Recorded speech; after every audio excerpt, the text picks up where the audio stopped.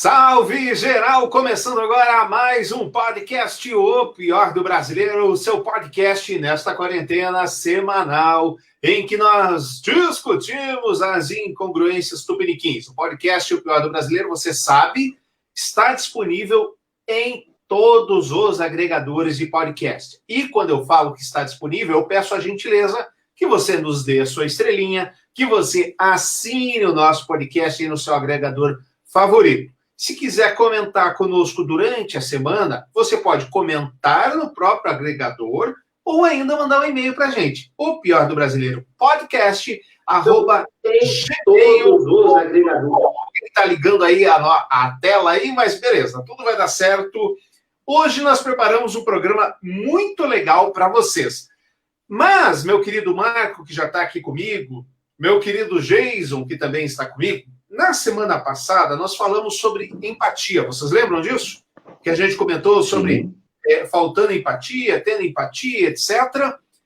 Esse vídeo que viralizou nas redes sociais no final de semana, eu acho que exemplifica muito bem esta questão da empatia. Quero convidar vocês a ouvirem o desabafo desta médica que trouxe à tona toda essa questão da empatia em si. Vamos acompanhar. Eu estou me sentindo muito mal, porque eu estou atendendo aqui na UFO. Vocês não estão ouvindo, né? Vou parar aqui, começar de novo, porque eu fiz caquinha, claro, né? Porque senão estava funcionando. Né? Porque eu já... Você é um cara que não erra, então tá perdoado dessa vez, tá? Vamos lá, ao vivo. Ao vivo assim, vamos lá. Eu estou me sentindo muito mal, porque eu estou atendendo aqui na UFO, assim, que não sou suspeita. E entrou uma criança com o pai e eu perguntei o que era, ele disse que a criança estava com há 5 dias e que ele tomava um remédio, que não estava mais tomando, e hoje a gente tinha se mandando muito forte e ele tinha saído da gente trazido. A criança estava super bem. E eu fui dar um carão, né? Como é que você traz pra cá numa época dessa? Se o senhor sabe que tem que dar um remédio, que você não deu? A criança olhou pra mim e se sentia. Ela tem 4 anos. Meu pai é pedreiro, só que ninguém chama mais ele pra trabalhar, tia. E aí, como ninguém chama ele pra trabalhar, ele não tem que comprar remédio. Então, a gente não se põe no lugar do outro. E julgando, sabe? E eu pensei na criança realmente tinha muitas fezes saudáveis no abdômen. E a gente ainda sabe o que tem que fazer. Mas eu perguntei pra ele, já perder, eu sou doutora. Mas eu tenho que trabalhar. Então, as coisas vão piorar. E pessoas como ele, que tem vários, vão sofrer muito. Então, quem a gente puder ajudar, né? Da forma que a gente puder, vamos ajudar e vamos se expor no lugar do outro, sabe? Porque a gente esquece de se expor no lugar do outro. E eu acho que isso é muito ruim. A gente acaba fazendo coisas que depois a gente vai se sentir mal por isso. Olá, Jason, bem-vindo. Eu acho que vem bem ao encontro do nosso programa da semana passada, em que falávamos sobre a falta de empatia, né? Olá, bem-vindo. Olá, Ednei. Olá, Marco. Olá, pessoa que nos vê pela live do Facebook. Olá, pessoa que nos escuta pelas plataformas de podcast. Realmente, a falta de empatia foi algo que a gente discutiu profundamente a semana passada e que esse vídeo traz à tona justamente o oposto da falta de empatia. Quando você tem empatia até demais com um outro ser humano, e isso não é danoso, não, isso é uma demonstração de que a humanidade ainda tem salvação. Olá, Marco, querido, bem-vindo. Acho que é um vídeo que retrata bem, principalmente essa questão da gente se colocar no lugar do outro e entender que nem sempre a nossa verdade é só ela, tão somente ela, e ela é a mais verdade de todas, né? Bem-vindo. Boa noite, meus queridos. Boa noite a todos que nos veem, nos ouvem. Ednei, a nossa discussão no Brasil hoje está sendo esse negócio. Abre comércio, não abre comércio. Daí as pessoas ficam, vai falir muita empresa, muita gente vai ficar, não sei o quê.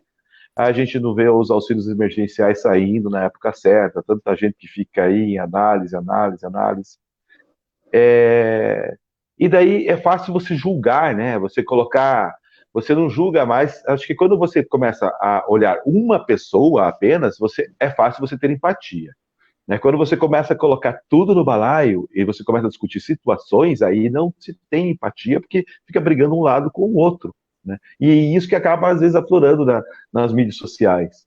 Mas eu acho que o brasileiro, quando ele vê um rosto, quando ele sabe o nome, quando ele sabe uma história, eu acho que ele tem empatia, sim. Quando ele sabe da história. Agora, quando você joga tudo no balaio só, acabou a empatia. Né?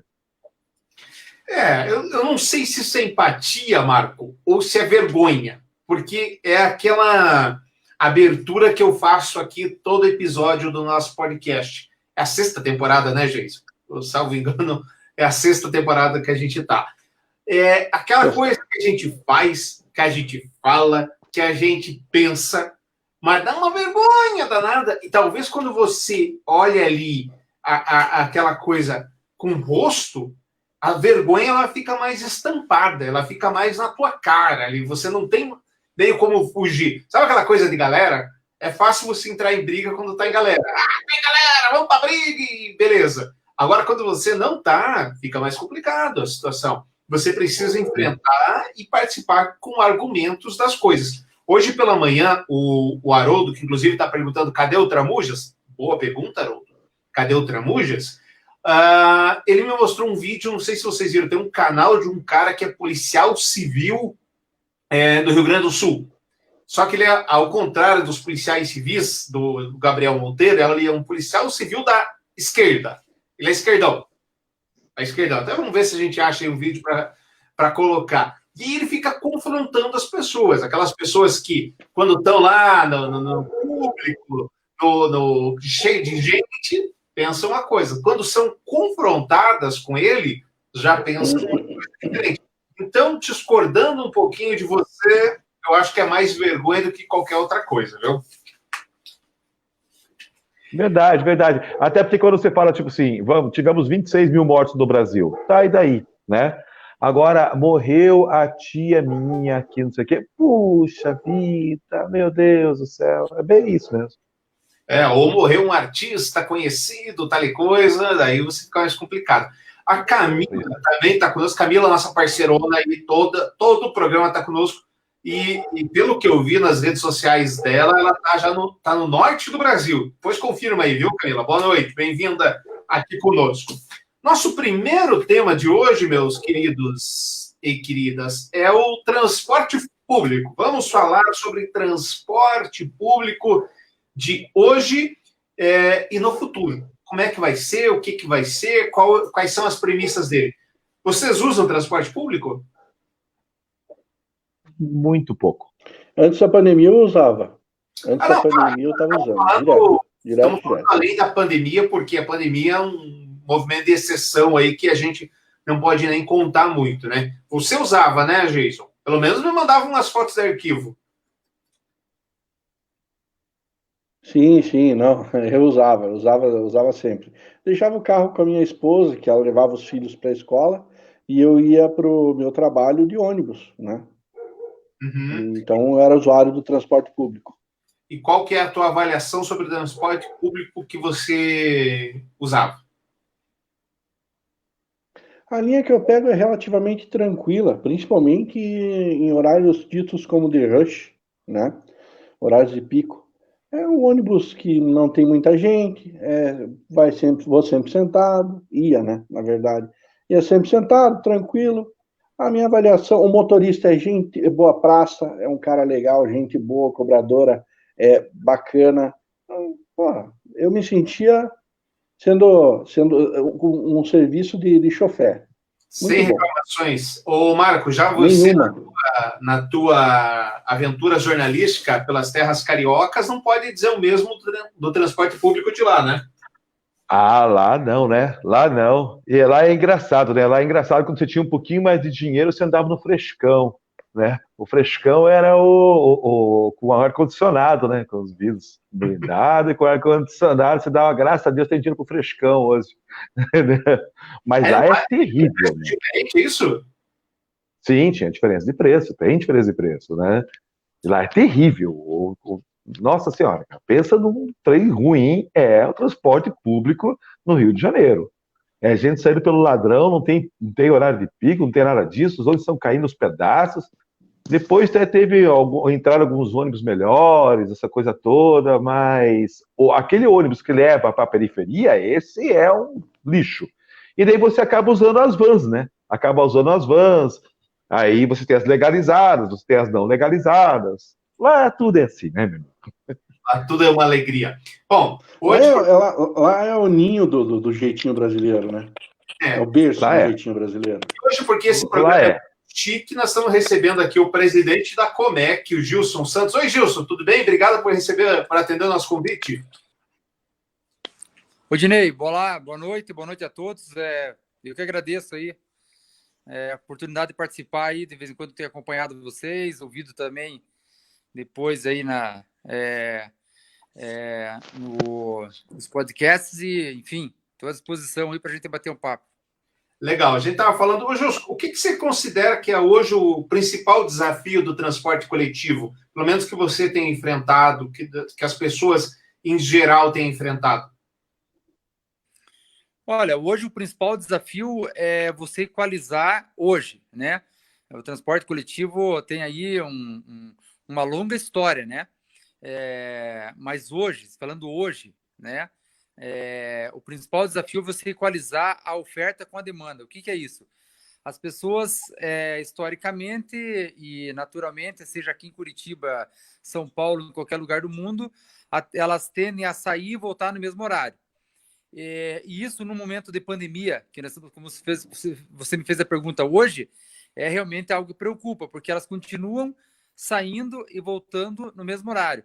Então, qual que é o desafio? O principal desafio hoje é tentar equalizar a oferta com a demanda. Por que isso? Porque a partir das 8 horas da manhã, os ônibus passam a circular vazio, até as 4 horas da tarde. Então, das 5 da manhã às 8 da manhã, principalmente pegar um horário ali das 5h30 às 7 horas, eles vão estar com lotação. E eu tenho sido muito justo e sincero, inclusive em todas as participações que eu tenho tido a oportunidade, seja entrevista em rádio ou televisão, na cobrança que vem da questão do isolamento social. É impossível praticar isolamento social dentro do ônibus, né? Eu acho que é impossível praticar isolamento social dentro do carro. Se você tiver você e mais uma pessoa, você já não está praticando o isolamento social que é determinado pela Organização Mundial de Saúde.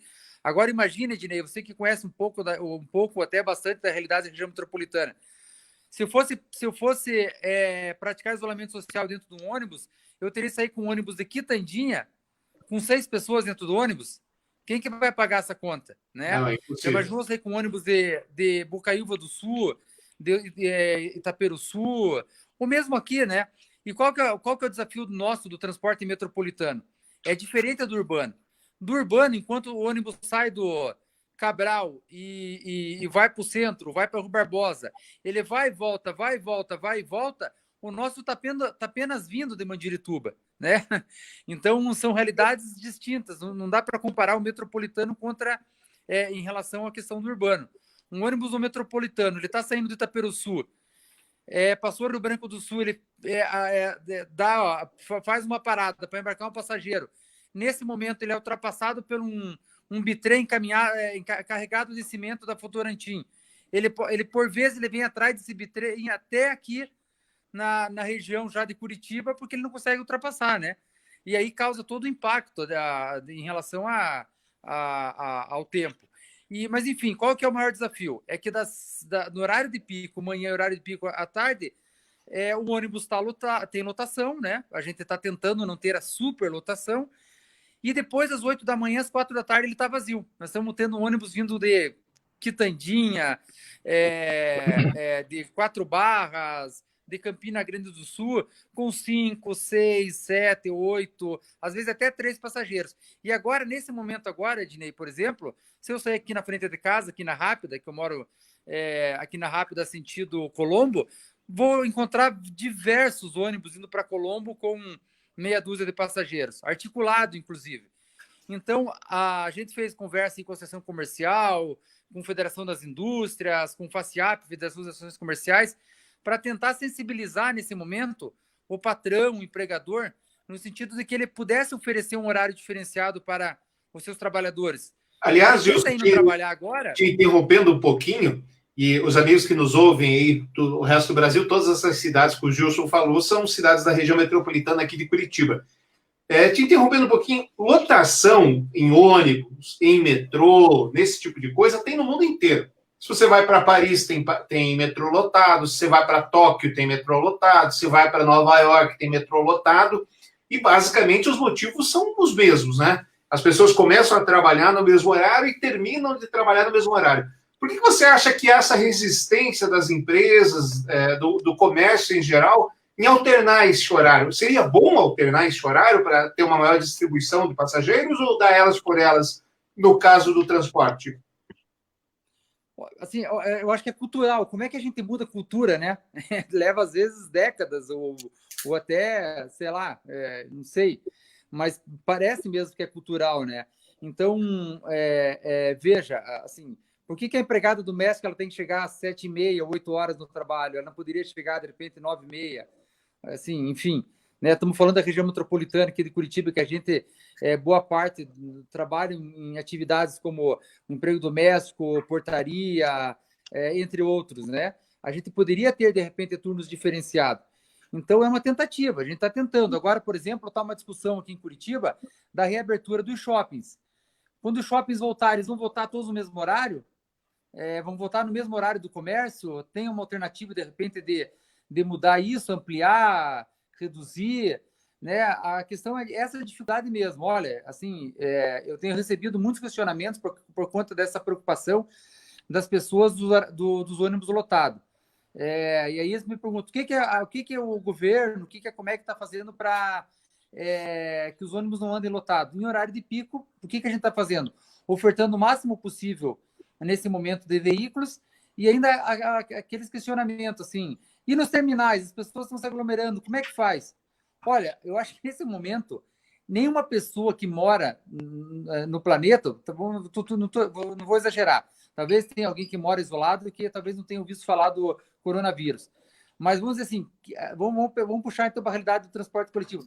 Imaginar que uma pessoa que usa ônibus até agora não ouviu falar de coronavírus e que automaticamente ela tem que se isolar ou manter uma certa distância, mesmo assim, olha assim, isso tinha que ser uma atitude normal do cidadão, né? Tá ali no terminal, vou manter uma certa distância de 1 metro, 1,5 metro. Não, é uma aglomeração, sabe? E por vezes, eu vejo que é engraçado, né? Então, assim, umas particularidades. Aqui, né? Então, Pinhais, que é uma cidade bem próxima de Mandirituba. No terminal de Pinhais tem uma estação tubo, que para um ligeirinho. A estação tubo simples, é aquela menor. Dentro dela deve caber ali, assim, razoavelmente, sem aperto, umas 15 pessoas. E tem aquela escadinha de 2 degraus para subir essas pessoas. Ali ficam mais umas 10 pessoas naqueles degraus. Então, 10 mais 15 lá dentro dão 25. A pessoa tirou uma foto esses dias, Gerson, parecia que tinha 100 pessoas naquele tubo. Quando encostou o ônibus, entraram as 25 pessoas, o ônibus foi todo mundo sentado. Só que aquela foto viralizou nas redes sociais. Olha a situação da estação tubo em Pinhais, aglomeração de pessoas. Ou seja, daria para ter feito uma fila indiana, as pessoas respeitando 1 metro, 1,5 metro. A hora que chegou o ônibus, todo mundo entraria no ônibus e sairia todo mundo sentado. Às vezes assim, o que nós estamos fazendo agora? Nós estamos com aviso sonoro em todos os terminais, fica lá a gravação, né? Senhores e senhoras, estamos no momento de pandemia, por favor, mantenha a distância. Coronavírus, mantenha a distância, procure estar distante, né? Uso da máscara, né? Veja, obrigatório, mesmo assim tem gente ainda indo nos ônibus sem máscara. E agora a gente está numa ação com as guardas municipais, polícia militar e numa parceria com o Exército para orientar as pessoas nos terminais a manter a distância e principalmente usar máscara. Então, assim, a gente faz o que pode, mas também é um pouco difícil. Gilson, Gilson, escutando o que você está falando, já pegando o gancho dessa mesma pergunta, dessa mesma resposta que você deu, vocês devem estar antenados do que está acontecendo no transporte coletivo do mundo, né? Até porque as ideias, né, tudo se copia quase, né, nada se cria. É isso aí. Vocês têm alguma solução que foi dada em outro país que vocês acharam interessante, mas que ficou impossível de implantar aqui no Brasil? Olha, uma coisa que está sendo assim em algumas cidades bastante incentivado é a questão do uso da bicicleta, né? Tem algumas cidades, por exemplo, que estão tirando faixa de carro, né? Vamos pegar aí, sei lá, vamos pegar fosse o nosso caso aqui de Curitiba. Pega uma faixa lá da Visconde Guarapuava, que é de carro, e pinta ela para bicicleta. Na França, por exemplo, o governo está dando 50 acho que euros, né, para cada cidadão que tem uma bicicleta em casa, para que ele possa fazer uma revisão da sua bicicleta, consertar a bicicleta, comprar um pneu, sei lá, que esteja faltando, porque com a bicicleta você vai estar promovendo o isolamento social, né? E olha, a tua pergunta assim, é tão interessante e fico tão feliz com ela, porque, curiosamente, sábado, eu fui andar de bicicleta com meu filho e alguns pais de amiguinhos dele, que eles não se viam há mais de meses, por conta que acabou as aulas, eles estavam com tanta saudade que a gente resolveu fazer um pedal. Aí organizamos, fomos em 5, as crianças na cadeirinha, e de alguma forma eles acabaram se vendo, falando, não puderam se abraçar, enfim, né? Mas já matou um pouquinho a saudade. E não sei se foi isso, mas acredito que sim. Acabou que o governador depois viu a postagem no meu Instagram e ele me mandou uma mensagem falando: Gilson, faça uma pesquisa na região metropolitana, quais trechos da linha de trem que ligam as cidades metropolitanas, esse trem que corta Curitiba, que a gente poderia implantar paralelo à linha de trem uma ciclovia, que poderia ser utilizada como alternativa também de transporte, né, um outro modal. Então, veja, talvez algo que vai surgir agora por uma questão da pandemia, uma questão criativa, e eu acho que vale a pena. Então, essa é uma situação, né, as bicicletas, né, enfim, que apareceu aí como alternativa aí. E se vocês perceberem, tem muita gente andando de bicicleta em Curitiba, eu estou impressionado. Sim. Então, tem aumentado isso. E aí, obrigado. No tocante da pandemia... Geiso, e que bom que o governador está sensível a isso, né? E se tem um monte de gente, tem que ter ciclovias. Acho que é algo meio básico. Vai, Jason. No tocante da pandemia, Gilson, eu trabalho com o público o dia inteiro e eu sei que não é fácil de lidar com as pessoas. Em relação à foto da Estação Tubo, assim, eu já fui usuário, heavy user do transporte público, e eu sei o quanto é complicado nos horários de pico. E a Estação Tubo comporta aí facilmente 150 pessoas. Aquela foto pode até não ter tudo aquilo de pessoas, mas antes da pré-pandemia a gente já sabia que o sistema era superlotado. Então, como voltando aqui, eu trabalho com o público e sei que não é fácil de você lidar com o ser humano. Você, de certa forma, também está no ramo de que você acaba tendo que gerenciar esse contato com o público através dos profissionais que trabalham com você. Está sendo complicado durante a pandemia? Está tendo muito caso estranho, para não chamar de outra coisa? Olha, assim, você também trouxe uma realidade aí que a gente não foge dela. Antes do pico, se a gente pegar assim, né? Vamos pegar, eu até procuro comentários com as pessoas às vezes. Vamos pegar ano passado. Se a gente pegar, por exemplo, assim, matérias sobre o transporte público que saiu na TV. Saíram várias matérias na TV, a gente mesmo, né, deu várias entrevistas, a população clamando por melhorias no sistema, principalmente na questão da superlotação. Então, antes da pandemia, a superlotação já é uma realidade do transporte público, né? Agora, assim, em horário de pico não seria diferente. Então, não tem milagre, né? Assim, não tem milagre mesmo. Como eu falei, a gente teria que colocar um ônibus para cada 10 pessoas, impossível. O custo, quem paga isso, né? A gente também tem que ver a questão, o Estado já subsidia a parte da passagem para que ela fique uma tarifa social. Nós temos outra situação, né, isso aqui, nós estamos falando do transporte metropolitano e Curitiba, nós temos um sistema aqui que não tem no Brasil, que a pessoa sai de Contenda com uma única passagem e vai para 4 Barras. A pessoa sai de Bocaiúva do Sul com uma única passagem e vai para a Fazenda Rio Grande. Então, assim, pensar que é possível isso com uma única passagem, na maioria dos casos, R$ 4,50, que é o preço hoje de uma latinha de Coca-Cola. Então, já tem toda uma situação envolvendo o transporte que é no sentido de incentivar. E a gente vive esse dilema, né? Qual foi, assim, a nossa principal meta no passado, quando a gente assumiu ali a coordenação regional metropolitana e o transporte coletivo? Foi praticar diversas ações para que a gente não perdesse passageiro. Porque cada vez que você perde o usuário, isso reflete também na tarifa, né? O custo fica maior. Então, ano passado, a gente teve um resultado bem positivo. A gente ficou com 0,19, praticamente quase zerou, não ganhou, mas também não perdeu. Tem uma curiosidade, assim, da região metropolitana muito bacana, que é a Fazenda Rio Grande. É a cidade que está com um crescimento, assim, exponencial. É a cidade que mais demanda transporte coletivo hoje na região metropolitana. Todo dia é uma realidade diferente lá em relação aos usuários. Mas, assim, o que nesse momento, né, de curioso, assim, no começo foi realmente um impacto, né, das pessoas. Lá é dia 18, 19, 20 de março, esses 3 dias, teve uma queda de 80%, de 80% a 105% no transporte. Então, realmente, a gente ia, assim, nos terminais, via, assim, parecia 25 de dezembro, 1º de janeiro, né? Não tinha público, impacto mesmo do susto. E hoje, Geison, a gente está percebendo que as pessoas, assim, elas...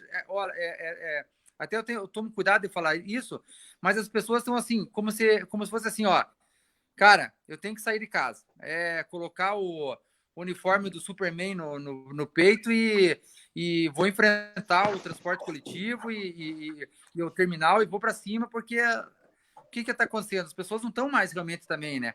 Então a gente saiu lá de 100% foi para 20%, e hoje nós já temos cidades que nós já estamos com 65% em relação ao período antes da pandemia.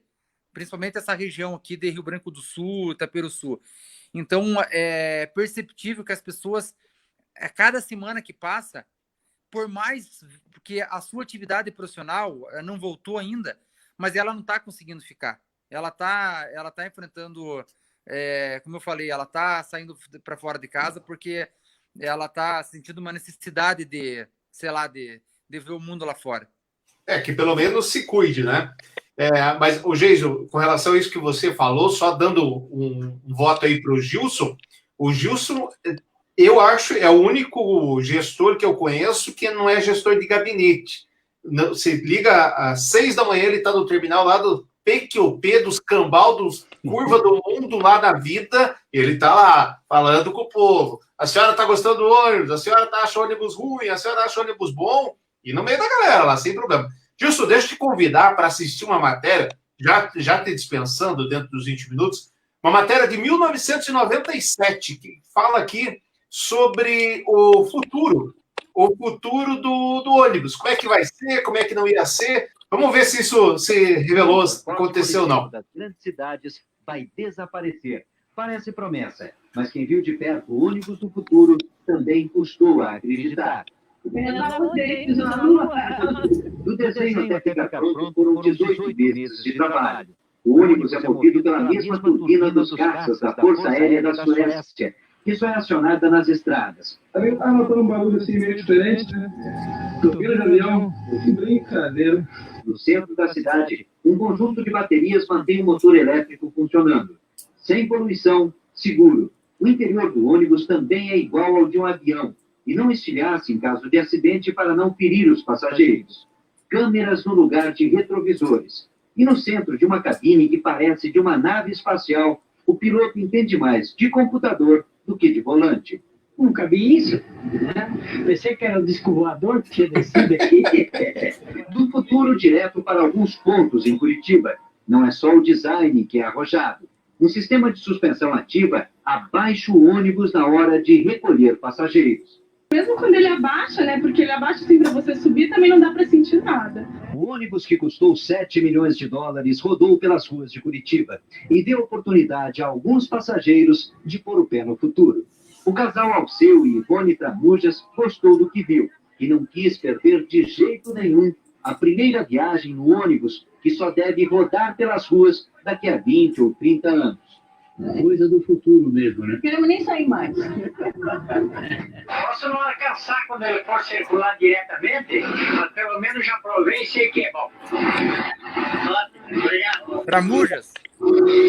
E pior, é tia-avô do Tramujas. Tramujas mesmo, viu? É tio-avô do... Tia-avô e tia-avó do Tramujas, por coincidência, ele não tinha visto essa matéria. Mas, Justo, para encerrar aqui, pelo menos, se os meninos não tiverem mais nada, para você, o futuro do transporte está onde? Está no metrô, está na bicicleta, está no carro autônomo, está no carro com motorista tipo Uber, ou está no ônibus sozinho?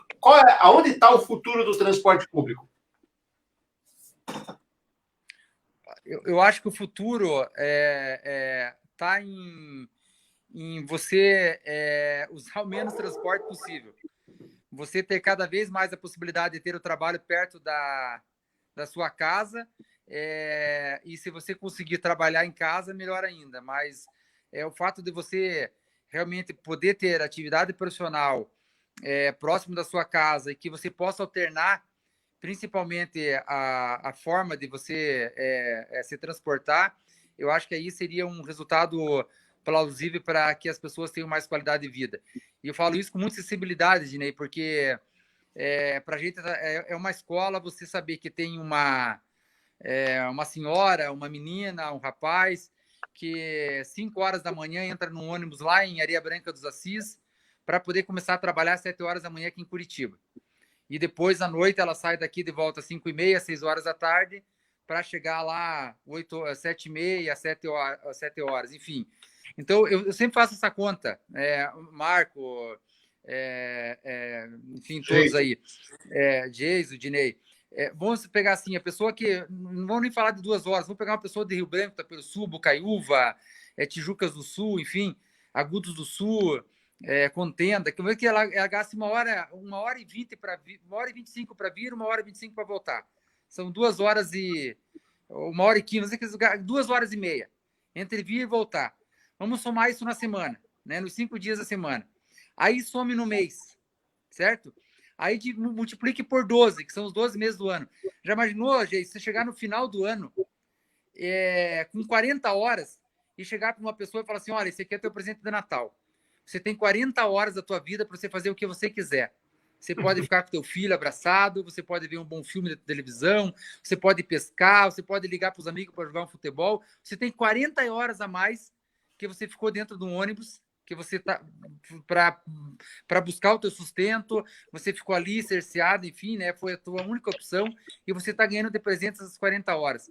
O que é representar na vida dessa pessoa? Então, a gente tem muita sensibilidade, muita cobrança, é muita crítica, é difícil, né, a situação, você oferecer um transporte com qualidade diante de uma região metropolitana com tanto contraste que é essa região de Curitiba, mas a gente tem feito isso com muita responsabilidade, porque eu sei como é que né, o Dinei também sabe muito bem o que é você pegar um ônibus, o que é você, né, se privar dessas 2 horas de vida dentro desse transporte. Então, agradeço a oportunidade, espero outras ocasiões de falar de outros assuntos, mas finalizar aqui parabenizando vocês também que estão se dispondo a levar cultura, conhecimento e esse bom debate para a sociedade. Nós só estamos provocando os outros, Gilson. E o senhor não pense que vai sair daqui, porque o nome desse podcast ele é autodominativo. A Comec, para quem não sabe, ela cuida do transporte, é a menina dos olhos, mas cuida de um monte de outras coisas, né? Quando o Gilson assumiu, ano passado, seu Marco, ano passado era 2019, não é isso? 2019. Isso. Nós estamos em 2020. Gilson, tinha ou não tinha, quando você assumiu a obra da Copa de 2014, parada? Olha, Dinei, tem ainda. E assim, a curiosidade, e vou falar aqui, público, não tem nenhum problema. Amanhã, 10 horas da manhã, eu vou estar ali na Rua Arapongas, em São José dos Pinhais, porque nós estamos com uma das obras do Parque da Copa de 2014 sendo retomada, e é uma trincheira, e ela tem uma mureta que ela segue na lateral da rua, para proteger justamente os carros que vão estar passando por baixo da trincheira. E tem um morador que está contra essa mureta. E, enfim, e ele está bravo, que vai queimar pneu, vai chamar a televisão, e do lado da casa dele é a residência do padre. Então, amanhã, com a presença do padre, com a presença dele e dos demais moradores, eu vou lá com os técnicos da Comec para a gente tentar que ele entenda que isso é um projeto, tecnicamente não tem o que fazer, ele não vai ser cerceado da entrada e saída dele, mas, obviamente, ele não vai poder sair direto na rua principal, ele vai ter que sair pela lateral. Então, essa é uma das obras do Parque da Copa, fora aquela entrada do aeroporto, fora a ponte do Rio Iguaçu e tantas outras que estão lá ainda para serem realizadas. Então, vou deixar mais uma vez, vou deixar da Berlinda também, Eleni, eu vou falar mais uma aqui. Já que a gente estava falando de bicicleta e transporte público, eu lembro muito bem que Gustavo Frutti, uma vez ele fez um teste de colocar bicicletas dentro do transporte público para poder transportar. Não sei se vocês estão lembrados disso, né? Essa moda não pegou, um monte de gente falou mal, falou que ia ocupar espaço, essa coisa toda. O que você achou naquele momento e você acha que hoje seria legal ter esse tipo de atitude, esse tipo de atitude dentro do transporte público? Seria legal isso? Então, eu lembro, obviamente, a bicicleta ficava dentro, Marco, do ônibus. Eu acho que talvez teria que criar a alternativa dela ficar na traseira do ônibus. Não dentro como foi projetado naquela ocasião. Mas eu defendo totalmente. Talvez não toda a frota, mas pelo menos parte dela ter essa opção. A pessoa teria que ter essa opção de, olha, não, vou esperar o meu ônibus, que esse meu ônibus eu posso acoplar a bicicleta na traseira dele. E muita coisa, enfim, mas a gente, através do deputado estadual Gora, a gente conseguiu emenda parlamentar e vai instalar bicicletário em todos os 16 terminais da região metropolitana. Pô, legal, bem legal mesmo. Gilson, obrigado pelo carinho, obrigado por participar aqui conosco. Valeu, eu que agradeço. Valeu, um abraço. Então, a gente estava aqui falando com o Gilson Santos, ele que é presidente da Comec, que é a coordenação da região metropolitana aqui de Curitiba, engrandecendo o debate, né, Marco? Bacana. A gente ouviu aí... Sim, muito legal. A gente ouviu o lado do poder público. Você vê como a gente não sabe das coisas, né? Eu fiz essa provocação da Copa de 2014, que para nós é muito simples, né? Filha da mãe, essas obras malditas que não saem, não sei o quê. E tem muito, né? A obra do aeroporto é uma dessas. Né? Não tem grana para terminar. Quando o Gilson assumiu, no ano passado, eu fui no almoço com ele, ele me falava, quase chorando, Ednei, não tem dinheiro. Eu assumi, a obra está paga, não foi entregue, acabou. E agora? O que eu faço? Que herança maldita. 2014. De 2014. Então, você me vê. E já tem o caso dessa obra, que tem um tiozinho lá que não quer deixar fazer a mureta, né? É um negócio muito, muito, muito, muito tranquilo. Bom, ainda bem que o padre, ainda bem que o padre vai estar lá, o padre vai estar abençoando, vai estar exorcizando esse cara, vai dar tudo certo, Gilson. Fé em Deus. Fizemos 10 anos, fizemos 10 anos da linha verde, né? Esse ano, né? 10 anos da linha verde também. Mas também, gente, começou com o Beto Richa, você quer o quê? Você queria que saísse? Tá. Já começou mal, né? O Parque da Copa é Dilma e Beto Richa, velho. Não tinha como dar certo. Não tinha. Ó, verdade. Você está ouvindo o Pior do Brasileiro, o seu podcast nessa quarentena semanal em que nós discutimos as incongruências tupiniquins. Para participar conosco, deixa o seu recado aqui na nossa live, você que está acompanhando a nossa live, e você que está nos ouvindo pelos agregadores de podcast, por favor, deixa a sua estrelinha, deixa aí o seu comentário conosco. E aí, só para encerrar esse lance, esse assunto de transporte público, uma coisa que a pandemia vem trazendo aí é a quebradeira geral, né? 160 mil motoristas de aplicativo devolvem carros e locadoras já estão alugando por R$10. Os responsáveis por terem puxado os ganhos das locadoras nos últimos anos, cerca de 160 mil motoristas de aplicativos devolveram os carros alugados por causa do baixo movimento após a crise do coronavírus. Sem ter espaço, empresas estão alugando áreas de estacionamento e, para frear devoluções, o preço da locação foi reduzido pela metade. Para quem insiste na entrega do carro, são oferecidas tarifas de até R$10 por semana para mantê-lo ainda aqui parado. É como se a empresa alugasse minha garagem e eu ainda tenho que pagar, diz Daniel Marcelo, de 42 anos, motorista do Uber. Desde outubro, ele aluga o modelo Fiat Argo da Localiza e paga R$494 por semana, preço que caiu para incríveis R$247. Ainda assim, Marcílio quis devolver o carro, pois estava fazendo em média 5 corridas por semana. Antes da crise, eram 10 por dia. Ao tentar a devolução, recebeu uma nova proposta. Me ofereceram ficar com o carro por R$10 e decidi esperar mais um pouco. Mas se a situação não melhorar, vou devolver na próxima semana. Complicada essa situação, não é mesmo, Jason? Isso é reflexo. O nome disso é reflexo. É reflexo de toda essa situação que a gente está vivendo.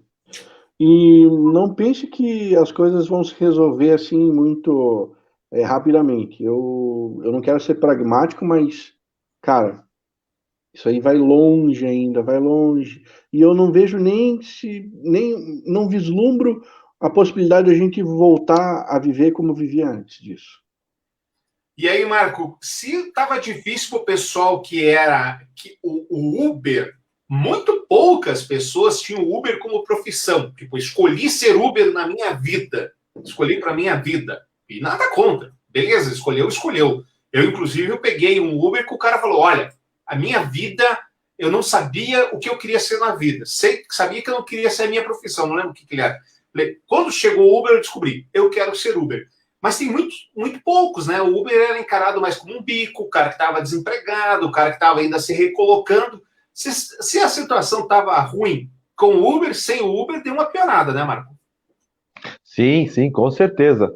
Eu peguei o Uber agora também essa semana, aonde o cara que estava tocando o carro era dono de diversos carros.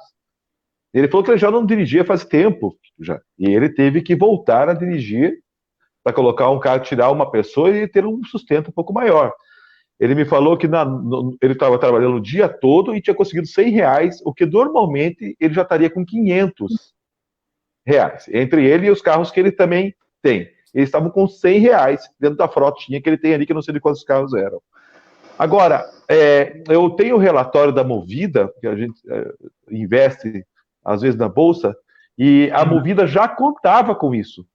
Pelo menos a Movida, a Localiza eu não sei, mas a Movida já estava contando com essa devolução de veículos dessa quantidade mesmo. Que coisa, né? Você vê como as coisas se desenvolvem de uma hora para outra e as pessoas são pegas realmente de calça curta, né? Então são pegas daquele jeitinho. Bom, nosso próximo tema, meus queridos, Bolsonaro, decepção ou orgulho? Antes da gente dar o en passant geral sobre as matérias que ilustram esse tema, Marco, e não é para você que eu estou perguntando, estou falando para o eleitor do Bolsonaro, que eu sei que você não é um deles. Para o eleitor do Bolsonaro, decepção ou orgulho? Putz, essa é a pergunta boa, viu? Mas eu vou ficar com a decepção. Depois de Moro, eu vou ficar com a decepção, porque eu vi muita gente debandar desse barco aí. Jason, e aí, para o eleitor do Bolsonaro, sei que você é um deles e que conhece bastante gente que é eleitor do Bolsonaro. Decepção ou orgulho? Aí deu uma rachada boa nesse pessoal, né? Antes era um bolo todo unificado, todo mundo junto, ninguém solta a mão de ninguém, é o sonho. Cara, agora não é bem assim. Agora, rachou. Com a saída do Moro, dividiu-se entre decepção e orgulho. E tá um negócio bem balanceado, cara. Tá um negócio bem balanceado. Tem gente que ainda grita mito.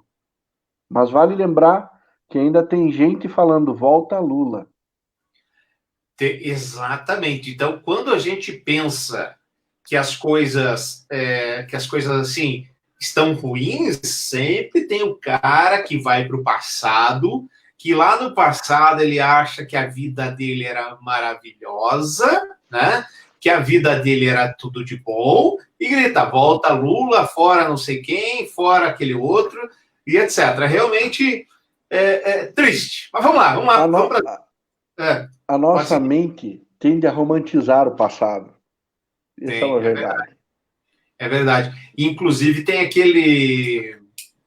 aquela declaração lá de formatura, alguma coisa assim, eu não lembro agora, que é o use o filtro solar. Lembra disso? Sim. Que nós temos a tendência de sempre achar que os políticos do passado eram nobres de coração e nunca roubavam, que os preços eram honestos e acessíveis, e etc, e etc, etc. Bom, vamos lá. Para começar, vergonha alheia. Vergonha alheia total. Eu assim, me sinto na obrigação de mostrar isso para vocês, que vocês já viram. Mas se tinha a dancinha do impeachment, se tinha a dancinha de tudo, temos agora a dancinha do cloroquina, gente. Puta que pariu.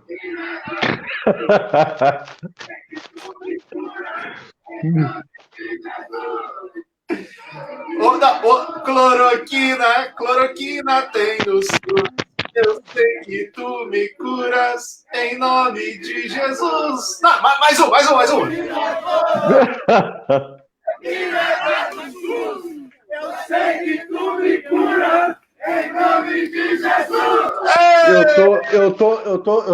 Eu vou fazer um pedido aqui. Por favor, Tiririca, se um dia você ver ouvir nosso podcast, ouvir essa live, se algum dia você tropeçar nisso, por favor, faz uma versão sua dessa música. Eu acho que vai ficar bem mais legal. Meu Deus, Marco! A vergonha ali não acaba. Não acaba, meu amigo, não acaba. E cada vez mais estudo falando da cloroquina, mais vezes, cada dia mais embasamento científico falando que nem nos primeiros sintomas ela tem alguma eficácia. E, cara, tudo bem o povo lá gritar, aquele bando de alucinado, mas, cara, quem tá por trás da gradezinha, que é o cara que deveria estar à frente do país, trabalhando com seriedade, essa coisa toda, fica sempre fazendo mais para que isso aconteça, meu amigo. Jogando complicado. Gasolina para apagar o fogo. Jogando gasolina. Eu vou só responder o Gersinho aqui. O Gersinho, não tem como você ganhar muito dinheiro. Se você tem um pouquinho de tranquilidade, você ganha muito dinheiro na Bolsa. Porque o Bolsonaro consegue, tipo assim, você sabe que ele vai demitir o Moro, você vende, certo? Ele demitiu o Moro, a Bolsa baixa. Aí você compra de volta. Daqui a pouco você sabe que alguma coisa vai acontecer. Você tem que viver comprando e indo. Eu estou na área de informática, bastante a TOTOS, a CARD, e é isso daí. Respondi a sua pergunta. Olha, não é fácil. Com relação ao remédio, eu acho assim, que o Bolsonaro é um idiota. Sim, de falar alguma coisa, até porque o remédio não tem que ser política de Estado, tem que ser política de ciência. Se a ciência falar, toma esse remédio que é bom, a galera toma. Né? Se a ciência falar, não toma, a galera não toma. Não tem que ser bandeira. Até, Ednei, nós estamos aqui na live, eu não sei se ele já falou, ele ia falar hoje sobre a cloroquina e ia fazer ia falar na televisão hoje sobre a cloroquina. Enquanto a gente está aqui na live, eu não sei se isso aconteceu. Mas isso aconteceu hoje. Eu estava vindo para casa e eu estava ouvindo o programa do Datena. O Datena estava entrevistando uma tal de doutora Nesi, é isso?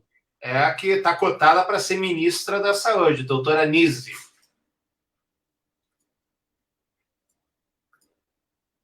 Travou, Jason? Travou. E o Jason, ele trava com uma cara assim de que ele está prestando atenção. É uma coisa... Mas respondeu a doutora Nisi Yamaguchi, salvo engano.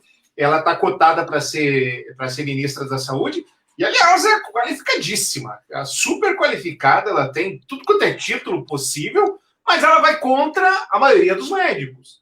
Ela estava defendendo veementemente o uso da cloroquina. Sim, inclusive deu um depoimento chamando o estudo da Oswaldo Cruz de papelão. Esse estudo é um papelão, isso é uma palhaçada, não sei o quê. Mas, pelo menos, ela tem currículo, gente. Ela pode, assim, ela chegar e falar da cloroquina, cara, tô junto, beleza, ela tem currículo. O Bolsonaro é um idiota falando de remédio. São coisas totalmente diferentes, diversas. Assim, uma tem um estudo acadêmico de ciência para dizer, o outro não. O outro quer ganhar a eleição, quer que o povo saia trabalhar meio que na marra para ver o que acontece. E aí, vamos aí, né? Só tem uma coisa... E você... Quanto tempo você acha que ela fica? Um mês. Quanto tempo vocês acham que ela fica? Um mês? Cara, eu vou te falar uma coisa. Eu acho que o rosto desse governo, ele tinha que optar pelo Dr. Ray mesmo. Entendeu? Verdade, Dr. Ray verdade. era muito mais o rosto desse governo. Concordo plenamente. Concordo plenamente. Olha, sobre isso, eu só tenho uma coisa para falar para vocês. Ou melhor, cantar. Cloroquina, cloroquina. Nos poupe. Eu ainda estou esperando a versão do Tiririca, hein? Tá, agora eu quero saber assim, cadê o Paulo Cintura nessa história toda? Cadê o Paulo Cintura? Ministro do Esporte. Deixa bobear, Kikika. Deixa a bola quicando aí. Essa manifestação última agora ele não estava, né? Pelo menos não chamaram ele lá, né? Pelo menos não chamaram ele. Vamos ouvir, então, o nosso querido Dr. Ray pedindo um emprego aí pro querido Bolsonaro. Isso no Brasil, aqui fala o Dr. Ray, desculpe, eu estou viajando e a única oportunidade que eu tenho é falar agora. Olha, de jaleco no avião. Sim, não, eu ia chegar aí. Tá, outra pior epidemia, essa história do nosso país, existe uma guerra de ideologia.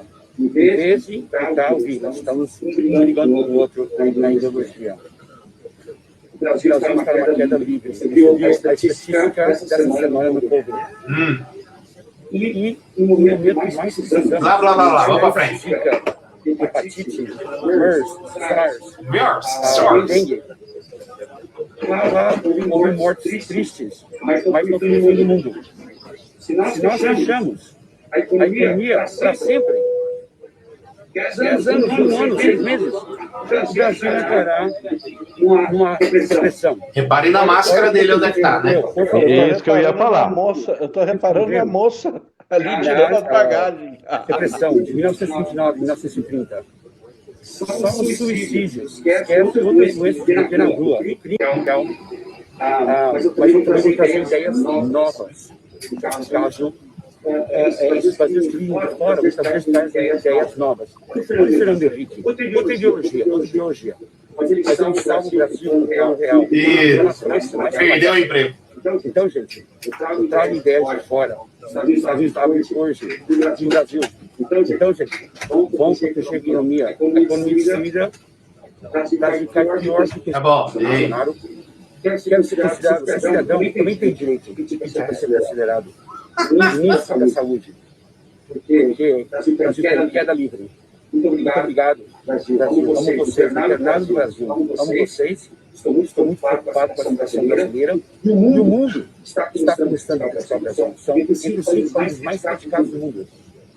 Vamos mudar isso. Obrigado.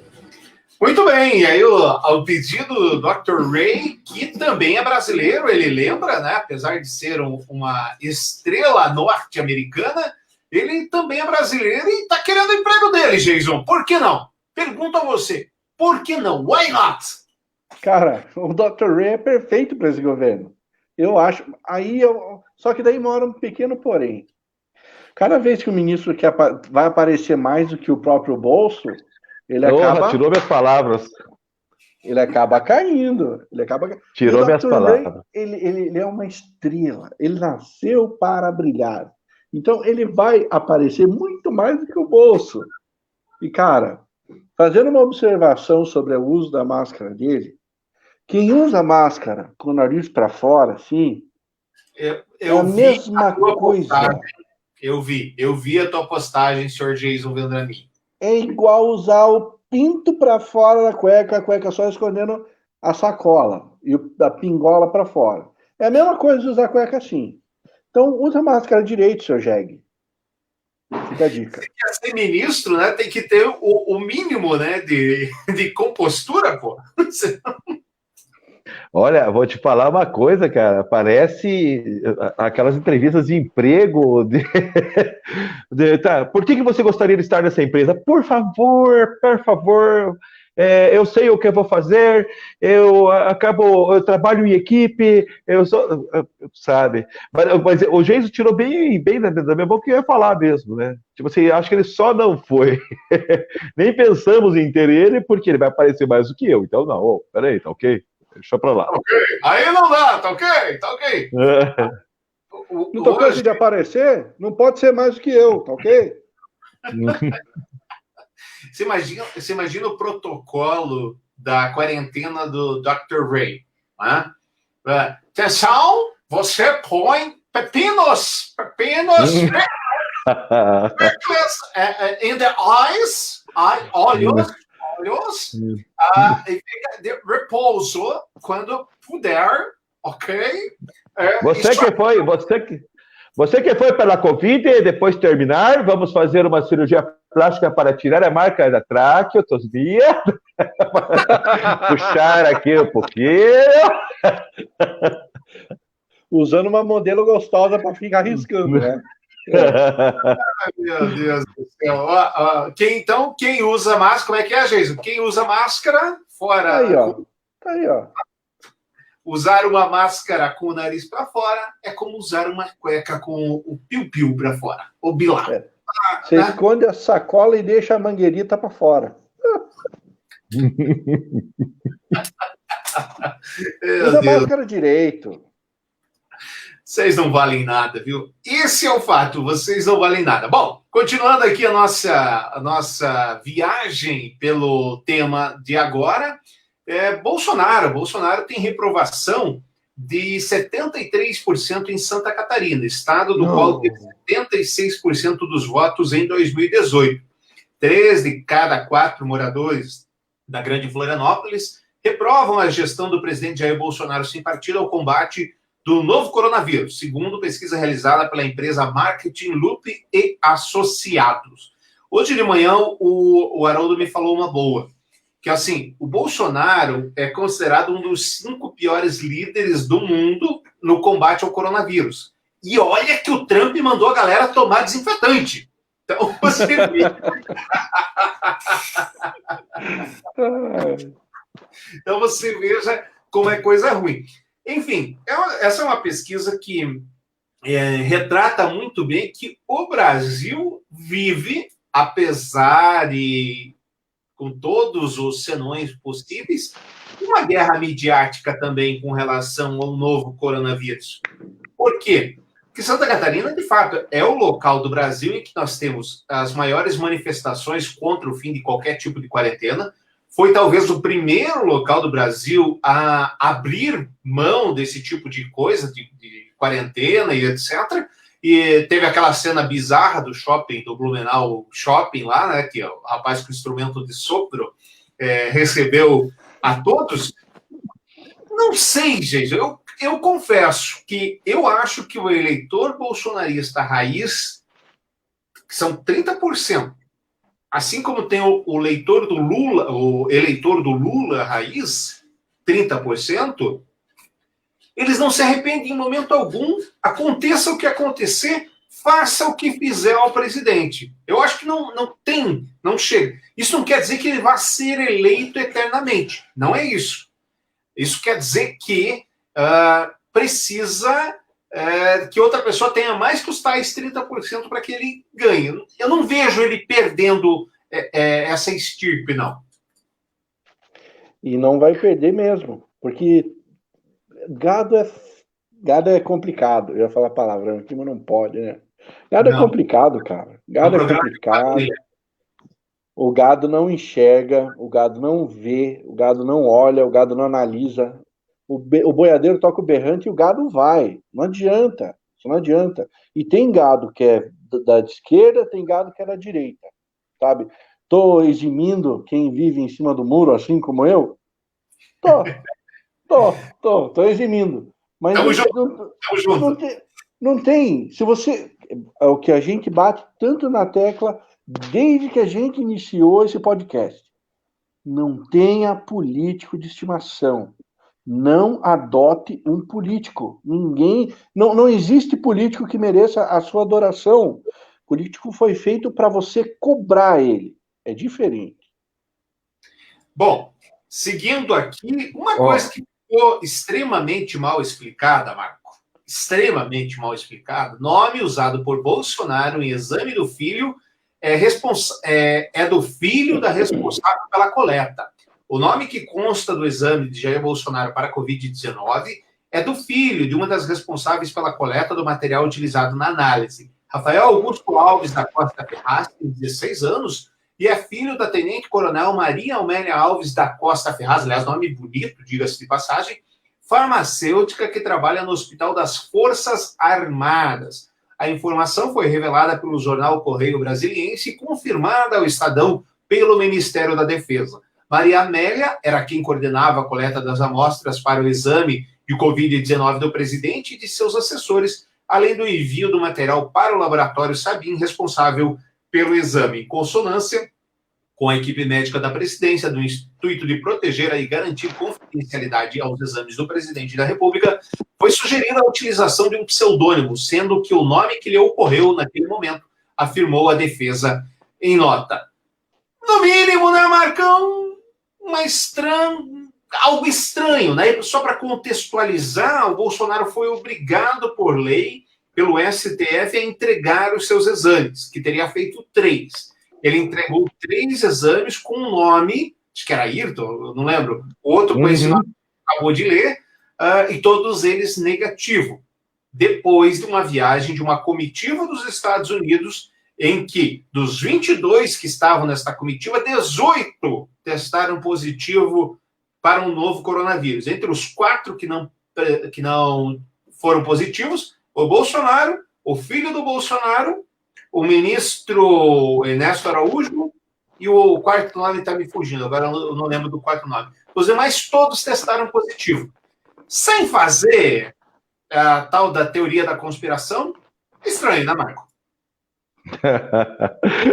Bota estranho nisso, né? E é engraçado que ele fala que é vergonhoso ele ter que mostrar os exames dele, mas quando ele teve a facada lá, todo dia tinha live da facada dele lá, ele deitado, mijando na sonda, ele não sei o que, tal. É muito engraçado. Agora, Ednei, voltando na tua pergunta anterior, sabe o que eu acho muito complicado? É assim, as pessoas pararam realmente de raciocinar, cara. As pessoas tomaram um lado e pararam de raciocinar. Teve uma live que o Dória estava fazendo com a Globo News e diversos outros governadores também estavam fazendo, e ele traz um dado que o paulista está muito de fazer a manifestação, de querer abrir o comércio, aquela coisa toda, né? Bastante gente, né? Querendo fazer a abertura do comércio, aquela coisa toda, forçando. E eles não pensam, por exemplo, no que o Dória falou. Sabe o que o Dória falou? Falou que não tinha chego nenhum respirador, certo? Que a União entregou para eles, que o governo federal entregou para eles. Quer dizer, você para pensar assim, poxa, o meu estado, as pessoas, né? O meu funcionário, a minha mãe, essa coisa toda, o governo federal está com um monte de respirador, não mandou nenhum para cá, por causa de briga política, e depois vem falar que é briga política, que a briga política está vindo do outro lado. A briga política está vindo dos dois lados. Agora, você não tem que penalizar toda uma população. Depois que o Dória colocou essa informação em plena Globo News, chegou agora, hoje, 20 respiradores, que o governo federal mandou para lá. Quer dizer, culpa do cartório tinha, né? Agora vão mandar 20 para calar a boca lá. É muito complicado, porque as pessoas não começam a não pensar nisso, sabe? Realmente é bastante complicado, quando a gente começa a se apoiar nesse tipo de teoria, simplesmente por quê? Porque a comunicação é ineficaz. Nós não temos aí uma comunicação. E aí você dá margem. Você dá margem, né? O próprio Trump negou várias vezes que pegou o tal do Covid, do coronavírus, disse que fez vários exames, deu negativo, mostrou os exames, inclusive, e agora, recentemente, ele admitiu, forçado por uma reportagem da NBC, que ele está tomando hidroxicloroquina preventivamente. Ok, make great, enfim. Bom. Você viu que a Associação de Reumatologia mandou uma carta falando sobre as pessoas que tomam cloroquina já e que isso não adianta nada. E eles já tomam preventivamente, já tomam para o problema deles, certo? E falaram que não, olha, não tomem porque não acontece nada. Não, é complicado, realmente é bastante complicado. E para encerrar nossa enquete aqui, Bolsonaro, decepção, orgulho, e passar para a última parte do nosso programa, que é as vergonhas alheias aleatórias, que é a parte que a gente gosta mais, né? Que é a parte que a gente se diverte mais. Faz tempo que o cercadinho do Bolsonaro tem sido aí motivo para a gente questioná-lo. Primeiro, que ele é grosseiro com a imprensa. Segundo, que ele tem uma claque ali que não devia estar ali. É perigoso. E assim, independente das atitudes que tem, etc., é perigoso. Ele é o líder da nação e deveria tomar mais cuidado consigo mesmo. Então, por que eu digo isso? Agora, uma ativista está tendo lá um acampamento pró-Bolsonaro. Ativista admite presença de armas em acampamento bolsonarista. Em pelo menos uma carreata organizada pelo grupo, no entanto, tais iniciativas foram defendidas por participantes. A militante Sarah Winter, que ela é a famosinha no meio, né? Principal porta-voz do controverso grupo autodenominado 300 do Brasil, reconheceu em entrevista à BBC News Brasil a existência de armas dentro do acampamento montado pelo grupo em Brasília. De acordo com o Winter, cujo nome verdadeiro é Sara Geromini, as armas serviram para proteção dos próprios membros do acampamento. Disse ela, em nosso grupo, membros são CACS, colecionador, atirador e caçador. Outros que possuem armas devidamente registradas nos órgãos competentes. Estas armas servem para a proteção dos próprios membros do acampamento e não tem nada a ver com nossa militância. Só um parênteses aqui, tudo isso é bullshit, ela não pode usar a arma ali onde está usando. Não é? Colecionador é em casa, atirador é no campo de atirar e caçador é para caçar. Não tem ali o que caçar ali em Brasília. Dizem que tem, né? Mas, né, gato, por exemplo. Sarah Winter foi candidata a deputado federal pelo DEM do Rio de Janeiro nas últimas eleições. Teve 17.246 votos, não conseguiu ser eleita. Puxa vida. Desde então, ela aposta na radicalização em seus canais pelas redes sociais, onde diz andar escoltada por seguranças armados, defende que membros do STF sejam removidos pela lei ou pelas mãos do povo e apoia o extermínio da esquerda. Tá, então, a provocação que eu quero fazer a vocês, queridos, é o seguinte: por mais que nós não concordemos com as ideias, com algumas das ideias propostas, ele é presidente. Seria absolutamente chocante o presidente do Brasil, num cercadinho ridículo desse, levar um tiro. Porque assim como tem uma louca de direita, pode ter um louco de esquerda, como o próprio Adélio já mostrou para nós. Ele pode agir a qualquer momento. Seria de bom grado, né, ele acabar com o cercadinho. Não sei se quão democrático é isso. O que vocês acham, meninos?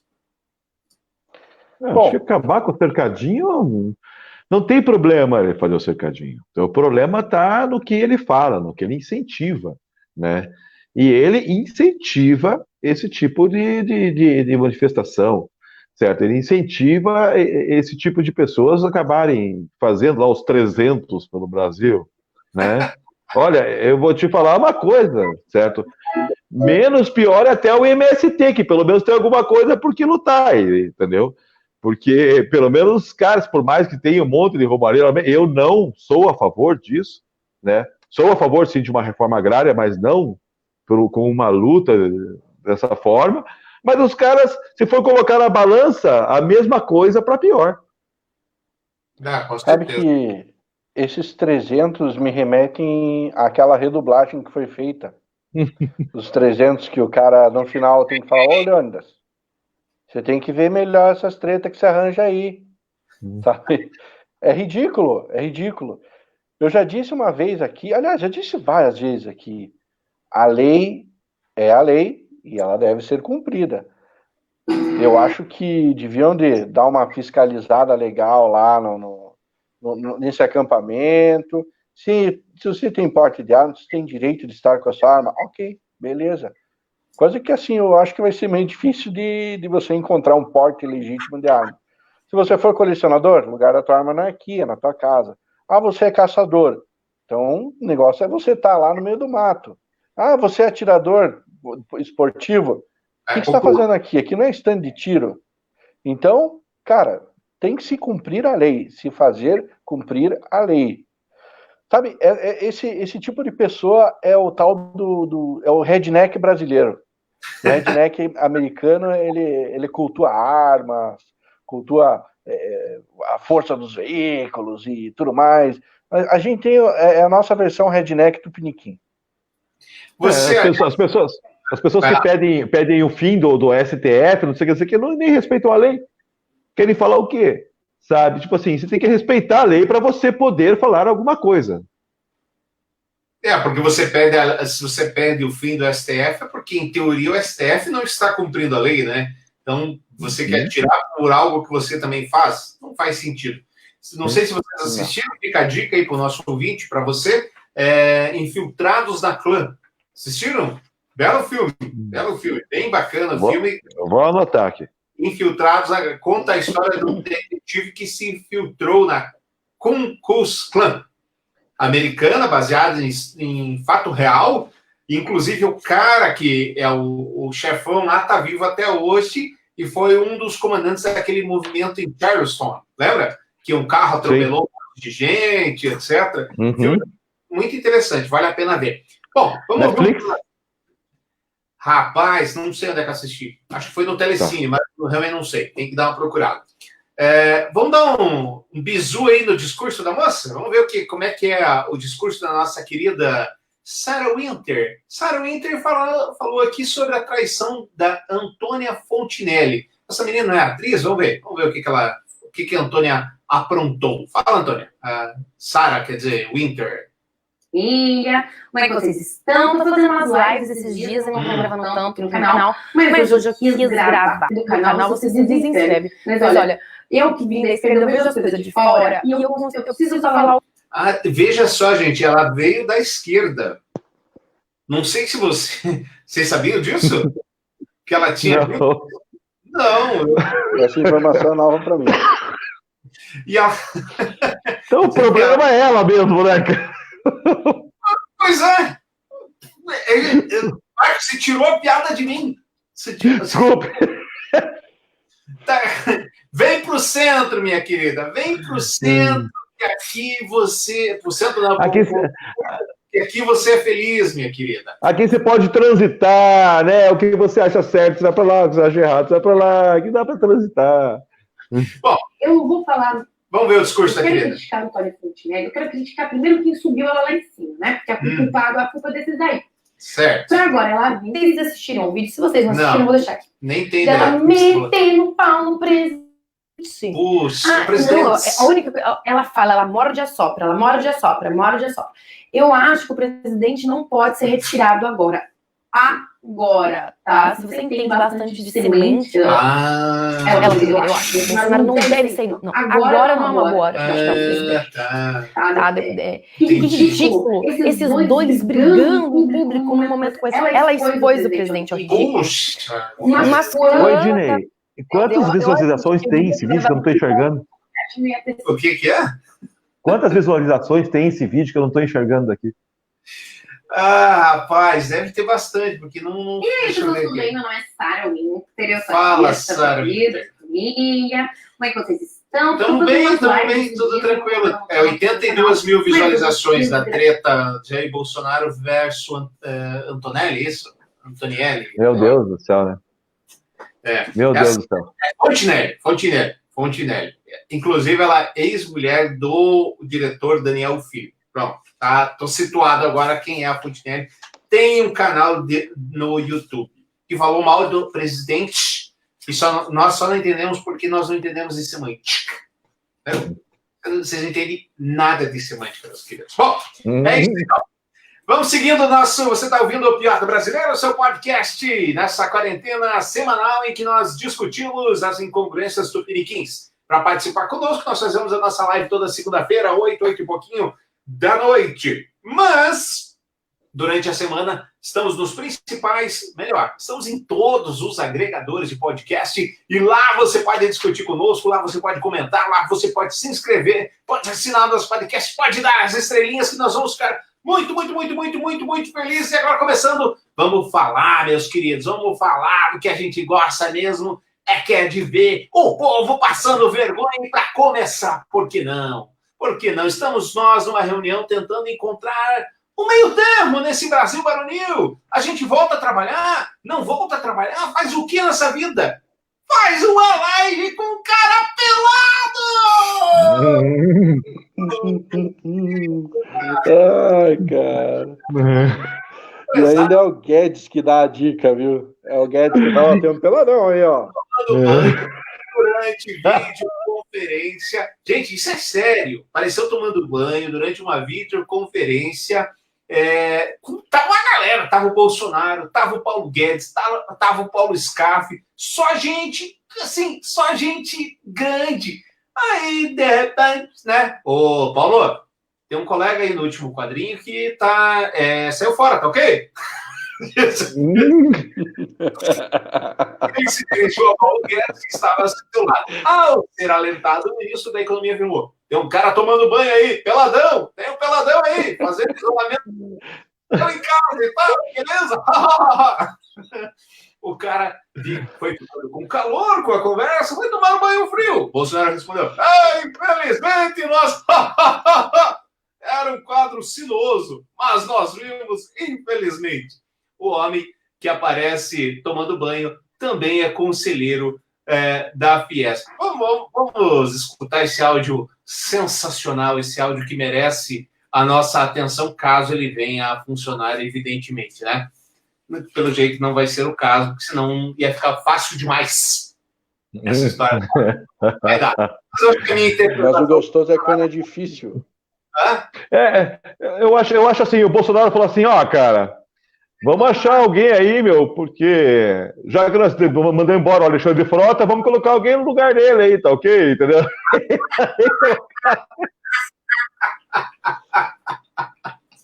Boa, Marco. Boa. Gostei. E você, Jason? O senhor já participou de uma live pelado, Jason? Fica a dúvida. Não, porque na minha juventude não tinha esses recursos tecnológicos que tem hoje em dia. Mas certamente, se fosse hoje em dia, nos meus tempos de juventude, eu já teria mandado no desvio. Fazer aqui agora uma já. Mamilo, sou polêmico. Fazer uma hoje.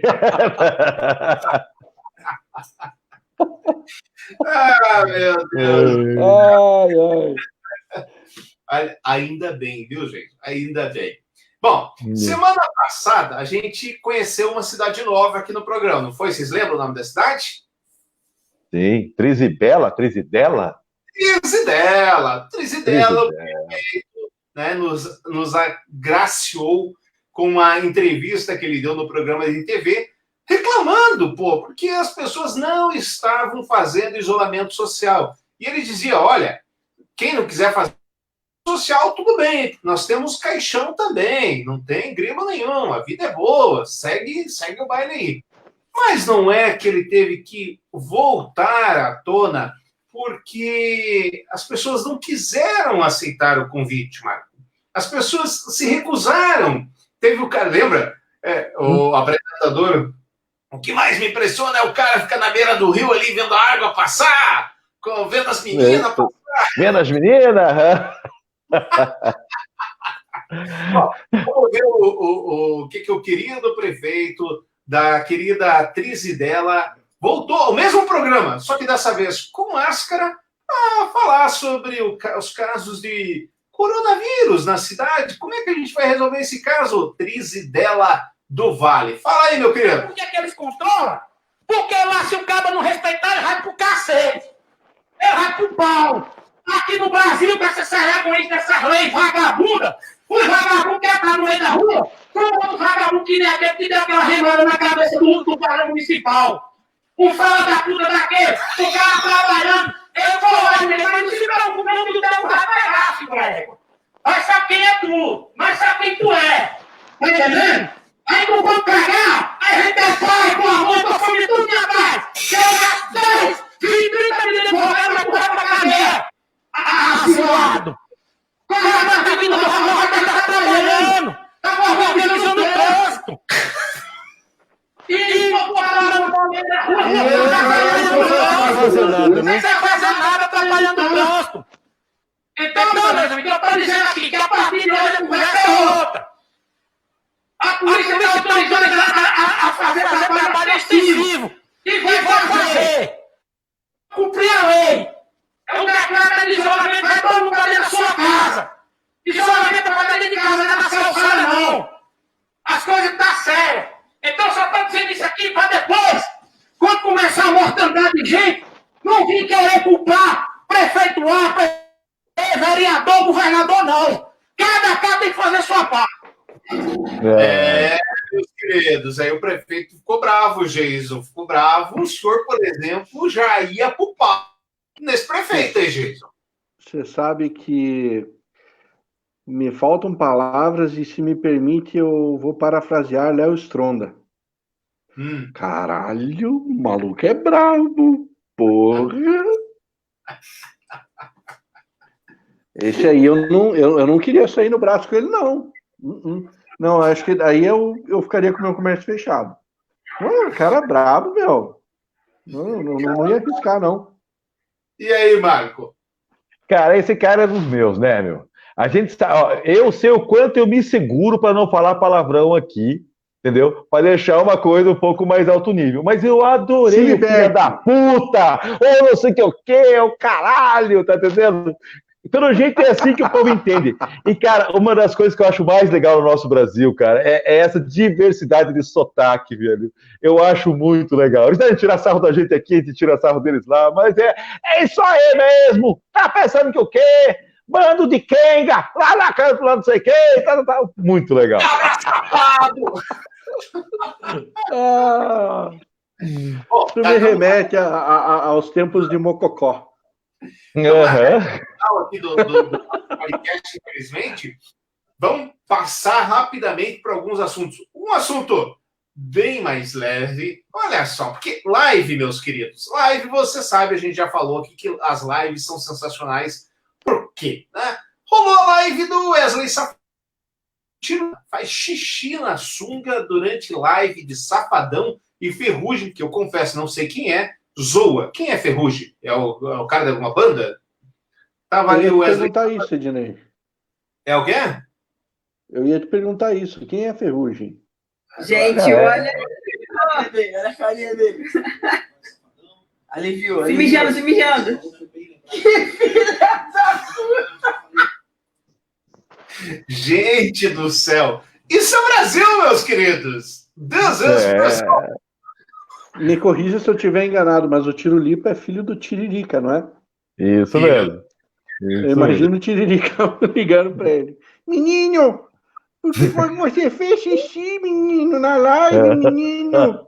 Não pode, menino! Uma coisa. Cara. Bom, outro que é personagem fixo aqui do nosso podcast, nosso querido, eu pelo menos sou fã, não sei vocês, eu sou fã do nosso querido Weintraub, né? Nosso querido Weintraub, o ministro da Educação, que ele, já que estamos falando em palavrões, né, ele levou uma rebatida Depois de xingar Van Traub, criadora de Matrix, rebate Musk e Ivanka Trump. O que aconteceu? Eu vou passar aqui, então, sem tempo. A Lilian Wachowski, uma das criadoras do Matrix, né? O Van Traub quis dar uma despertão e falou: está chegando o momento de decidir. Que, inclusive, é parafraseando o seu Jason, né? Que falou na semana passada, ou retrasada, sobre a pílula. E aí a criadora, uma das criadoras do Matrix, mandou um o quê, Jason? Fuck you, motherfucker! Agora, assim, abrindo um parênteses nisso aí, originalmente as irmãs Wachowski hoje eram irmãos Wachowski. Cara, nada contra a escolha deles de assumirem, serem do armário, ou o que quer que seja isso, mas assim, eu não sei porquê, cara, mas me incomoda um pouco, sabia? Ouvir as irmãs Wachowski. Elas eram os irmãos? Os dois mudaram de sexo? Os dois mudaram de sexo, cara. Os dois. Capaz. Decidiram se assumir mulheres. Que interessante. Puxa, os dois... Você sabia disso? Não. Também não. Um deles se assumiu antes e aí o outro foi na carona. Falou, ai, que lindo! Eu vou fazer também. E foi. Aí viraram as irmãs. Cara, antes eram os irmãos Wachowski. Aí viraram, teve toda essa parada, aí viraram as irmãs Wachowski. Me incomoda um pouco, eu não sei porquê. Eu respeito. Meu senhor é um preconceituoso machista. Não é preconceito. Não é preconceito. Porque assim, a minha vida inteira, desde Matrix vai fazer 20 anos agora. Não faço a menor Já ideia. fez 20 anos. Matrix já fez 20 anos. E assim, até metade dessas 2 décadas, Matrix, dos irmãos Wachowski. Daí, de repente, das irmãs, acho que é isso que me incomoda um pouco. Mas eu respeito. Que não quero calar é a da Camila para você, Jason. Qual pílula eles tomaram?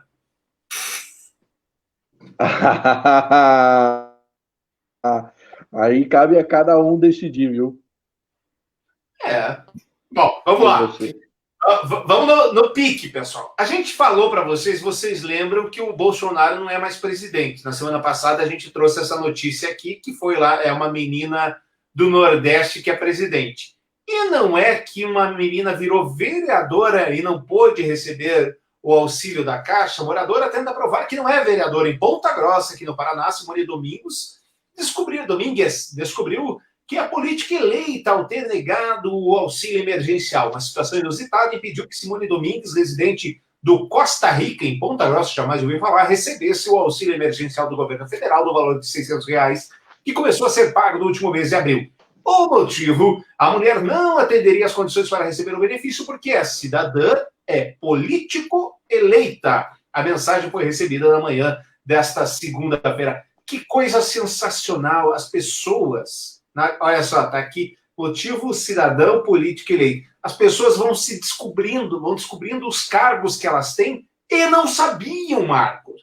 Falando em auxílio emergencial, quero mandar aqui um abraço, fazer uma homenagem para a Camila, que está sempre conosco. Ela está no Pará, ajudando os colegas da Caixa Econômica Federal no pagamento do auxílio emergencial. Lembrando que a Caixa não tem nada a ver com isso, isso é um programa de fora, né? Que... agora não vou conseguir lembrar o nome do programa do governo, que diz se as pessoas têm ou não direito a receber. Vereadora de Ponta Grossa, Jason, Marco, bom receber um carguinho? E não, né? Ao mesmo tempo. Aquele negócio que eu falei, né? Não é caso de Caixa, de qualquer banco, como você falou. O problema é o brasileiro, meu amigo, do que deve ter de treta no meio disso daí.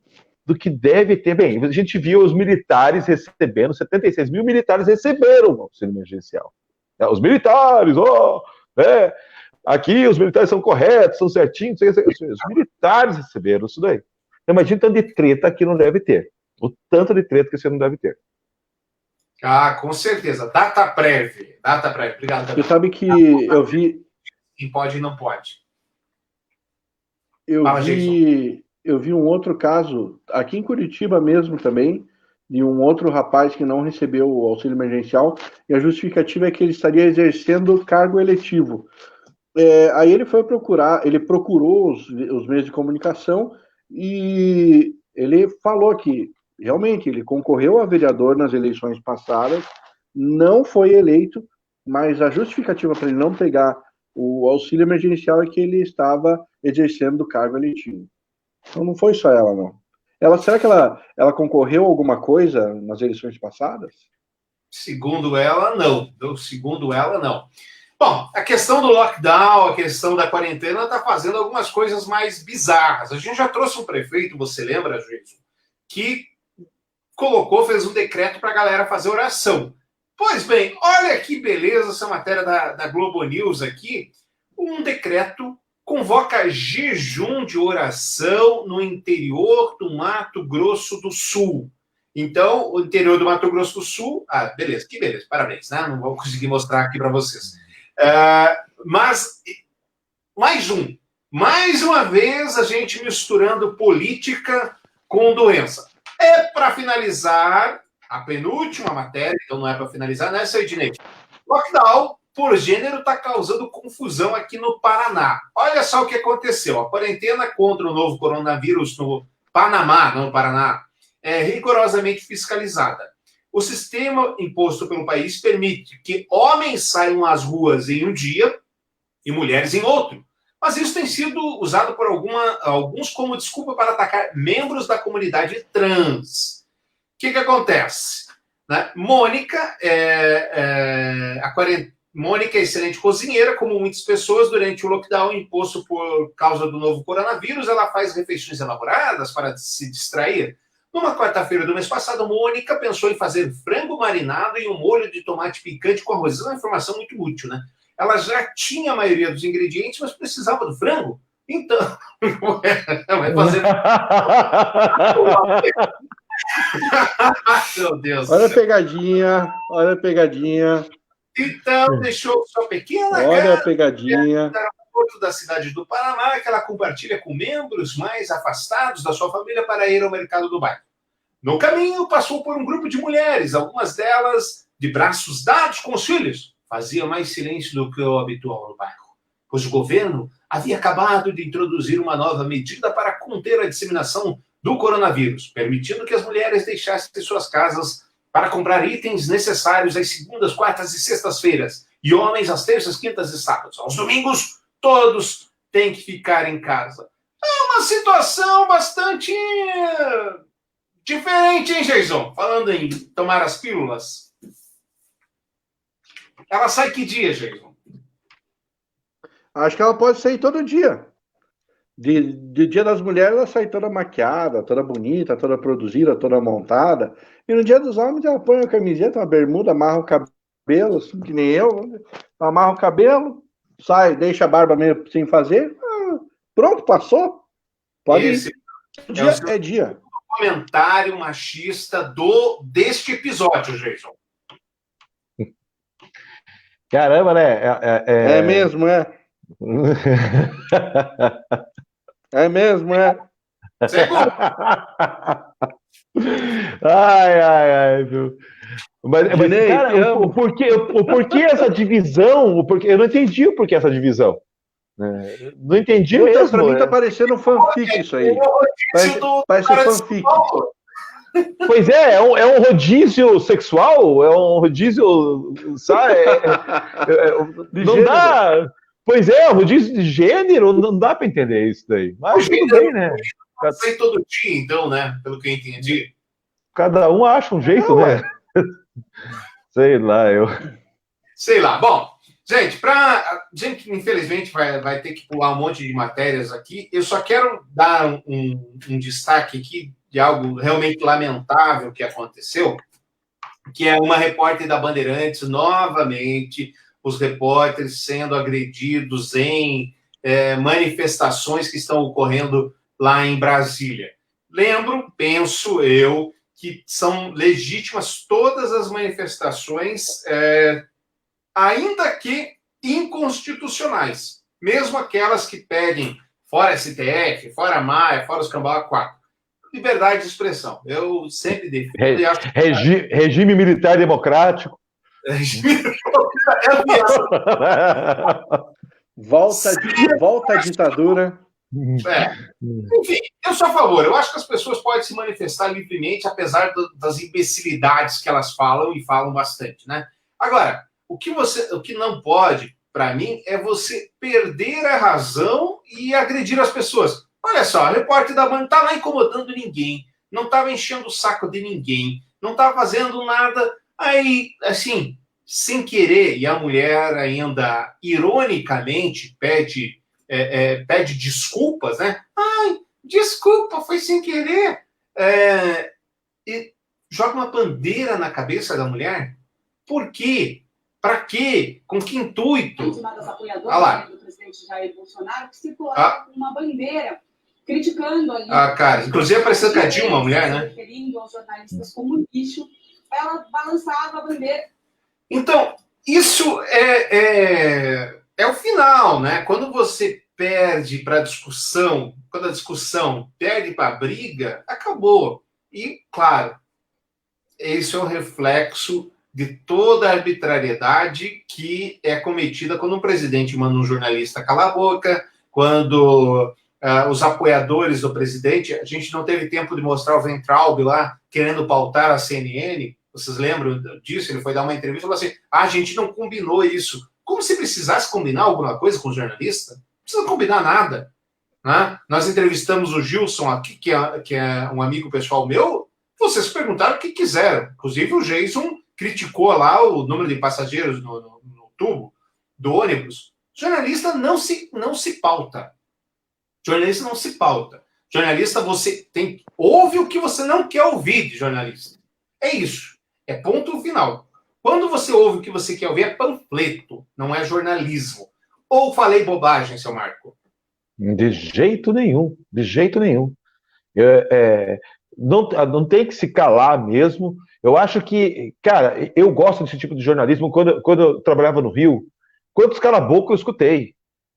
Quantas vezes, pelo fundilho, eu fui colocado para o lado de fora? Tá entendendo?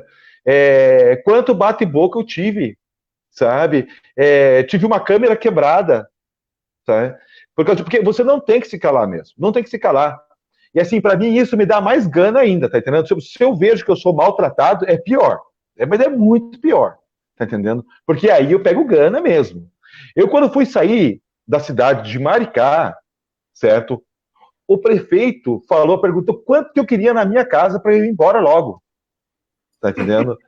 Então, para mim, é isso que eu quero, isso que me dá tesão na minha profissão. Quase cancelou a viagem só por conta disso, né? Não, quase que eu coloquei mais o dobro do preço para comprar outra lá do lado, fica com uma lá e uma aqui.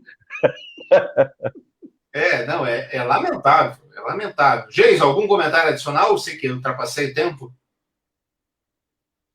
Cara, a única coisa que eu tinha a dizer é uma frase de alguém que eu não lembro quem é, que diz assim: eu não posso até não concordar com o que você diz, mas eu vou defender até a morte o seu direito de dizê-lo. E eu penso assim. Que dá para você falar Clarice Lispector, que está bem representado. Vai tranquilo. Gente, muito obrigado pela participação de vocês dois. Estouramos um pouco o tempo aqui do nosso podcast, mas hoje ele foi bem dinâmico, tivemos convidados, etc. Peço mais uma vez, assine o nosso podcast, compartilhe com os amigos, ajude a gente a manter o conteúdo lá em cima, sugira novos temas, nos critique, nos elogie, nós sempre gostamos. Quero terminar o programa hoje, lamentavelmente, a música brasileira, hoje, dia 18 de maio de 2020, a música brasileira, mas mais particularmente a música paranaense, perdeu um dos seus grandes ídolos, João Lopes. João Lopes tem alguns sucessos muito regionais, mas nenhum maior do que Bicho do Paraná. Uma música que o consagrou aí para o mundo, para o Brasil todo. O Brasil todo conhecia essa canção e vamos terminar ouvindo ela, então. Obrigado, meus amigos, e até semana que vem. Até lá, tchau! Boa noite. Beijo na alma.